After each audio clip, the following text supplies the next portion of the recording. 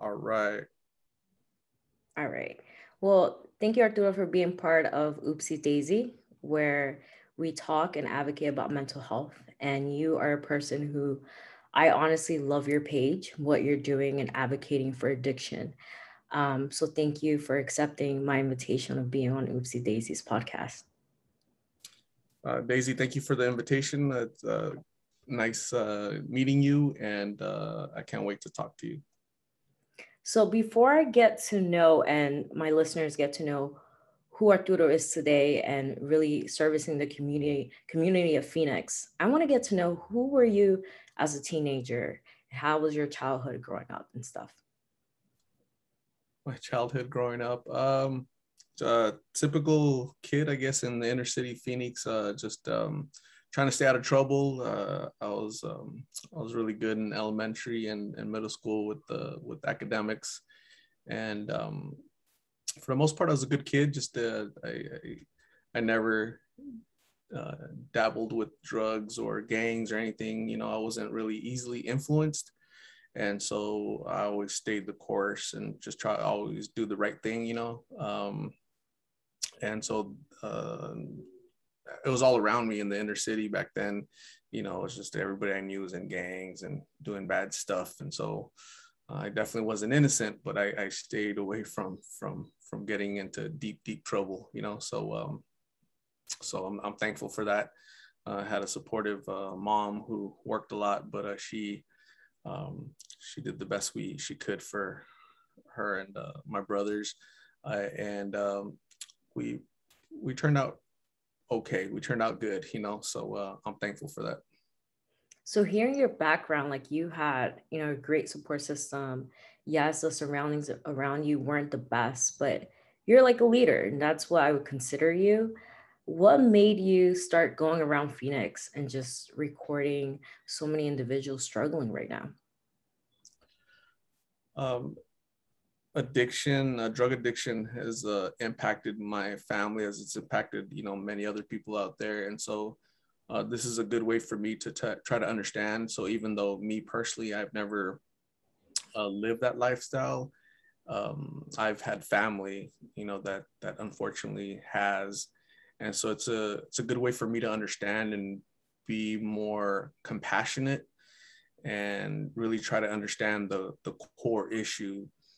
And the mission of my channel on YouTube is to create prevention through awareness, right? So if I'm educating myself on this topic, I've seen how it impacts the person living that lifestyle and family and kids and whatnot. So I've seen it, and so I've been trying to understand it, and that's what I've since I started doing this in November of last year, and in that time I've interviewed probably have like 170 videos in that time, and it's been very educational for me, and if it's been educational for me, I definitely for the thousands of people out there, not just in my community, but different states, different countries, where they're just being educated on what is this, what's going on, why are these people so young, why are they out there, what are they doing, and so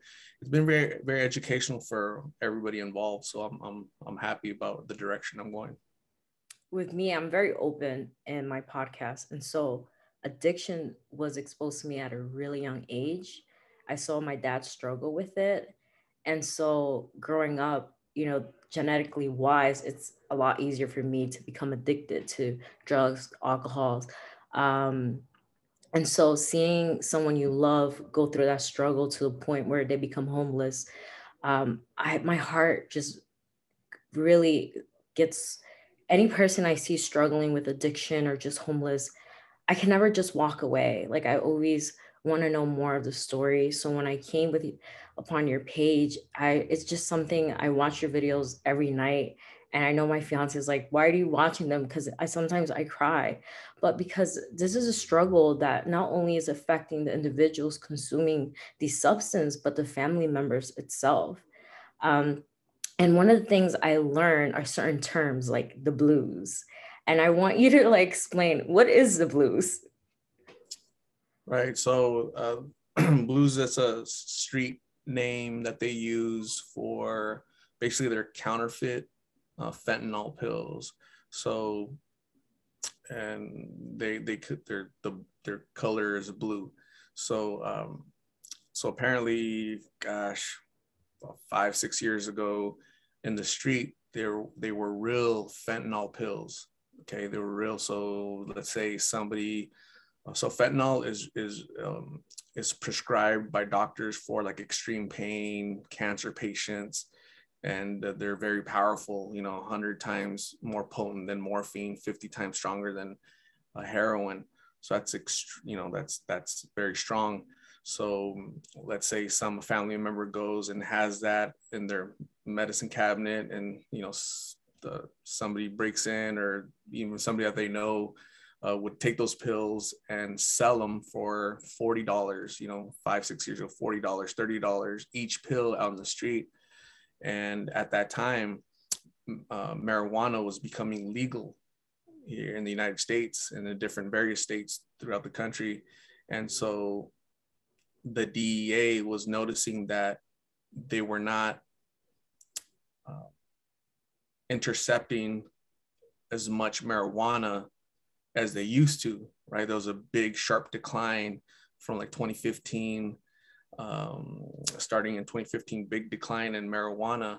That basically what the Border Patrol was uncovering or stopping at the border of marijuana. So that means, so they're like, okay, so why are they? The reason why is because marijuana is becoming legal here in the United States, and it was so big and bulky. The cartels decided to, okay, well, we're going to lose money in marijuana because it's legal in the United States now. So where else can we go, right? What do we need to do? So they saw an opening, a market need for opiates, and they buy the chemicals from China to make counterfeit fentanyl pills, right? So they unfortunately they use toxic chemicals, unfortunately, to make these, and they're not making them the way traditional pills are made, with the like a quality, making sure that the dosage is correct. These folks are, the cartels are making them, and so that's why there's so many overdoses, because there's no quality behind it. Every other pill could be your last pill. And so that's why we're seeing a big spike in overdoses. So the term blues is because the pill is blue, and they're very small. They're smoking them. A lot of people ask me, why do they smoke them? Apparently what they tell me is that that's the quickest high, as opposed to snorting it or swallowing the pill. The quickest high is a little aluminum foil, and then the lighter underneath, and a little straw, and boom, they're it's an opioid. So they makes them drowsy and just takes away their pain, and but it's a cheap high. So before it used to be $40, $30. Now it's $5 per pill. And if you buy in bulk 50 or 100, that goes down to about $2 per pill.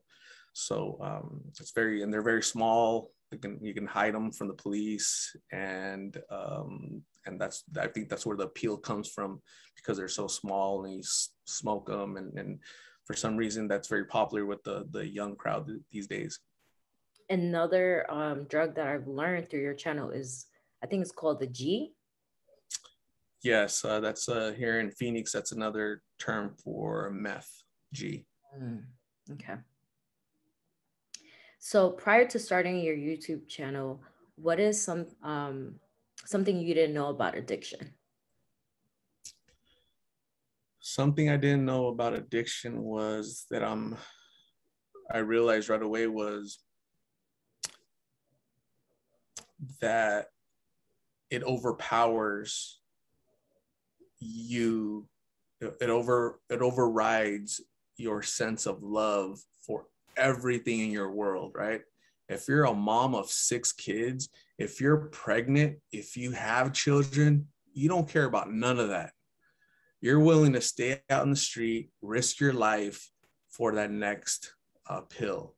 So that to me is shocking. I didn't know. I couldn't understand. It's still kind of still hard to understand right now, you know, and but that's something that I see every day. There are parents out there with kids. The kids are in the state system, you know, with family, and these folks are out there because that addiction, and it just overpowers them completely. And so I'm still wrapping my arms around that concept of how powerful this addiction is, and that's my concern, because what will happen to the next generation, right? Not only these people that I'm talking to out in the street, but their kids, right? Because it's sometimes it's cyclical, right? It's genetic. And so if there's no household with mom or father, the state is raising these kids, what can we expect from them in the future, you know? So it's concerning. Yeah, definitely. I mean, I saw how powerful it can be. My dad just completely transformed.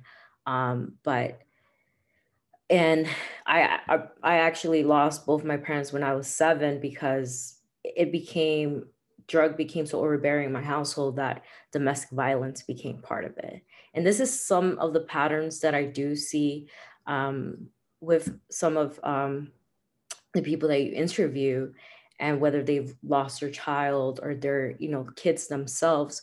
What's a behavior pattern that you've seen with these individuals who are struggling with addiction?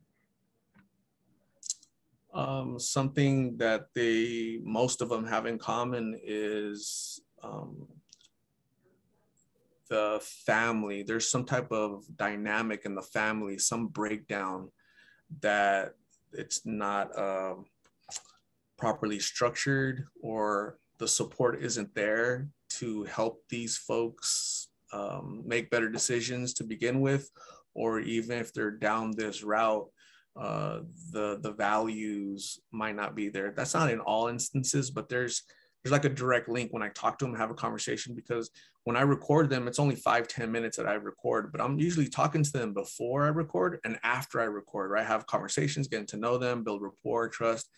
And so, and we have conversations. And so that's kind of what I've discovered. And that's why I offer myself as a mentor, a big brother, a father figure, call me, here's my number. And because they might not have that at home, mind you, they're homeless, but there might not be a support structure at home for them to go to, right? Because maybe they've burnt those bridges, they just don't have family. And if they were to turn to those folks, they might not be as the most supportive, so that's unfortunate. So it's no wonder that they feel isolated, alone, nobody to turn to, and where do they go to? And so sometimes it's they'll thank me for listening to them, because nobody in their in their family or ring of influence gives them that type of attention.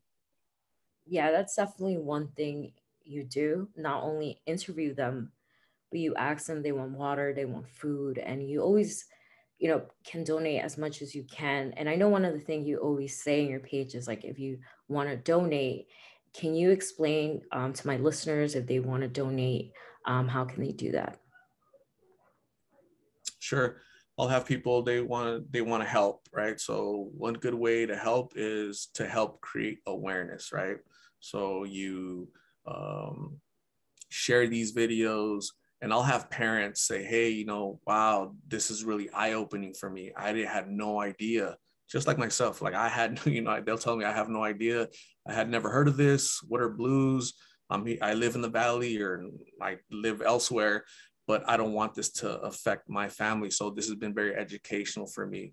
So that's a great step, right? When we don't, this isn't for entertainment. This is like for educational purposes, is what the whole gist of this. And so people will want to reach out and say, how can I help? So on my page, the description, and on YouTube for Lost in Phoenix, I have like a mailbox where people can donate used clothing, right? Because they'll request, when I talk to these folks, like, what do you need? oh man, I need shoes, and I need shoes. Do you happen to have socks? Do you have water? Do you have Gatorade? And so people will donate those items, toiletries. I haven't showered in a week, and I don't have anything. Toothbrush, toothpaste, little things like that are very appreciated by these folks who just don't think about that the way you and I do, right? Their thought every day is, I need to smoke my pill because I just smoked it 30 minutes ago, but I'm starting to get sick. So I need to go, go get money to go buy this. And they're not really thinking of eating or drinking, and although they have to, right. And clothes. So, but those are definite needs. When I'm out there, they'll ask for those items. And so if you want to help, please go to my page. The description for Lost in Phoenix, in the description is the address. It's a post office box, not from the postal service, but from UPS. I rented a box because people will mail items, clothes, boxes of clothes. And so when I'm going out there, I'll hand water, I'll hand toiletries, and just whatever I have at my disposal. So they appreciate that for sure.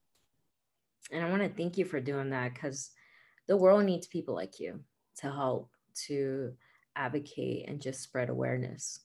So thank you for that. I think it's a community effort. One person can only do so much, and I think we all have to realize that it impacts us all in some way, right? You can't just isolate yourself and say, oh, no, I'm good, my family's good, we're healthy, we're working, we're better than everybody else, and we're educated, and we could just block out the world from us. Not really, because your kids, they'll make friends with somebody. And so we need to start educating our children, our youth, to, in case they encounter this in the future, right? Somebody comes up to you and says, hey, try this. And something that helped me as a kid was because I was presented with that choice, many times as a kid, and for whatever reason, that stuff always scared me, right? It never interested me either. Like I was never, oh yeah, I will try that. Like, no, that's bad. Like, I was told that that's bad. And at school, just say no. Like that resonated with me. So I was like, no, I never tried it, never interested. And so seeing now the repercussions, the circumstances these folks are in because they're making bad decisions, that's really frightening, because some of them are losing their lives, right? They're young adults, and they're not waking up after that last pill. So that's really, really scary. And so we need to do something about it as a community. Your podcast, your willingness to talk to me and educate the folks that they're going to watch and hear, this is tremendously good for the community at large, because it's not just one person, not just you or me, but all of us contributing to bettering our society. Yeah, I'm not sure if you're aware of this, but I'm not sure if you read the comments, but I read the comments in your videos, and some of them are still in recovery, and they thank you because watching those videos makes them not want to go back to where they were. And I just wanted to say that because I'm not sure if you read your comments at all, and how much, I know it's a community base, but they're thanking you for just this spreading awareness. Also means for someone who's been there, also means to be prevented from going back. You know what? I do read comments, and I think recovering addicts make up, I would say, more than 50% of my subscribers, and more than 50% of the people commenting, and they're very vocal. And because they've lived that lifestyle, they understand it. They were there recently, 6 months ago, 2 months ago, a year ago, 5 years ago, right? And not just here, right? In Italy, in the East Coast, California. I live here, I live there. and they can relate somehow. They can all relate. There's like a similar strand they can all relate to, and to each and every story, they can see themselves in them, right? And they'll tell me, yes, thank you for, I watch these every day because I see what I'll lose and what I'll go back to if I make that choice again, right? So watching these videos is very give me the courage every single day. So how powerful is that? That a video, a YouTube channel, right, is really doing its purpose out there by helping others stay recovered, preventing youth from trying this, and also parents, educating parents. So that's definitely the mission. Prevention through awareness is the mission. It's serving its purpose. And I'm going to keep going because the sky's the limit. There's a big need out there for this type of intervention. And so we have to continue to go because because on average, there's about 10 overdose deaths in the state of Arizona every single day. Who talked to those folks? Was there prevention for them? Did anybody reach out to those folks, right? And so I don't want it to be a niece, a nephew, my child. I don't want that, because that's devastating, right? Especially when you're young, you're not giving yourself an opportunity. Life is beautiful, right? There's so much to do in the world. And so when you're cutting it short and playing Russian roulette, every other pill that you're smoking, that's really dangerous. And this kind of reminds me of the crack epidemic in the 80s. There's a crack epidemic in the United States, and this is the new crack epidemic, right? So it's kind of scary, and so we need to definitely overcome this. Also, something that has happened with the channel is so what we just talked about, it's like a therapy, right? For the former addicts, it's a therapy, but also it's educational for me, therapeutic for my mom, right? So my mom, so I had a brother that has lived that lifestyle. He's doing a lot better now, way better.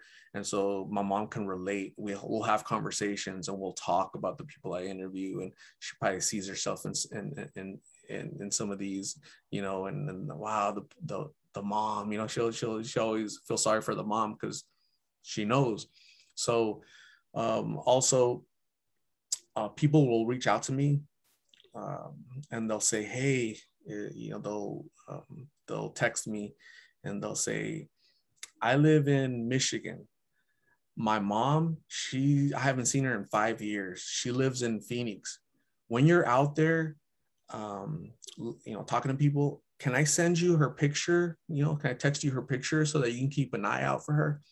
I literally have like 60 or 70 of about 70 pictures like that, just fathers, brothers, sisters, that are lost in Phoenix. They haven't seen them in 10 years, 5 years, 2 years, And so that's devastating. So I always say, yes, please send me the picture, send me the information, name, how tall they are, last place they were seen, and I'll keep an eye out. If I see them, I'll approach them and I'll call you, and we'll see what we can do about reuniting and getting this person some help. But that's another. I never thought that my channel would be a place where people reach out to a total stranger, right? And they're desperate for help. And so if I can be that, give a little bit of comfort to the family members that are reaching out to me by knowing that somebody here locally will at least try to look for them, that's meaningful, that's very impactful, so that's a byproduct, and that's something extra, on the side that people don't see or realize. But I think that's something on a big scale, because it's I would love to find somebody and reunite them. I kind of did. There's a story recently about a month ago. A kid, 22 years old, Jesus. He was from Tucson, and I met him, talked to him, and he hadn't seen his mom, and he's from Tucson. Saw him here, and he hadn't seen his mom in almost 3 years. He's been here in the street every day, you know, living that lifestyle. And then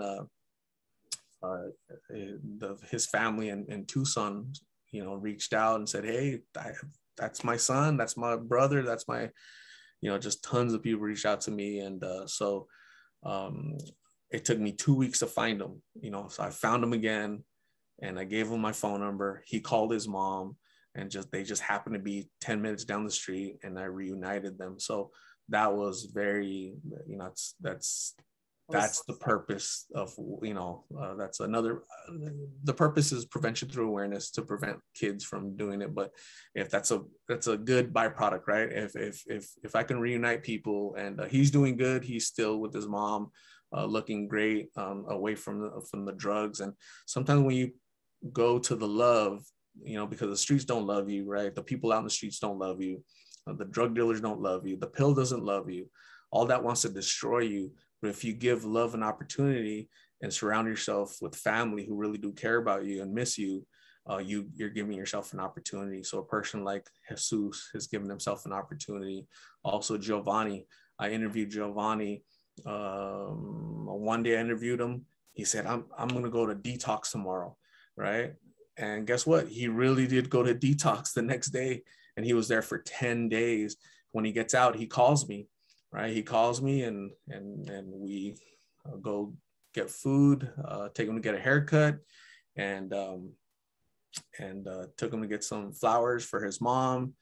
And he's doing great. He wants to get a job. He wants to get cleaned up, and he'd be reunited with his 3 boys that aren't with them because of this lifestyle. So sometimes it takes a little bit. Sometimes it takes a seed from a total stranger being planted, and for them to realize that, man, I really need to, you know, shake this off and really start living better for the sake of my family. And so, you know, I'm a voice in their corner. I'm an advocate for their well-being, and sometimes they need to hear that. And so if I can continue to do that, I'll do so.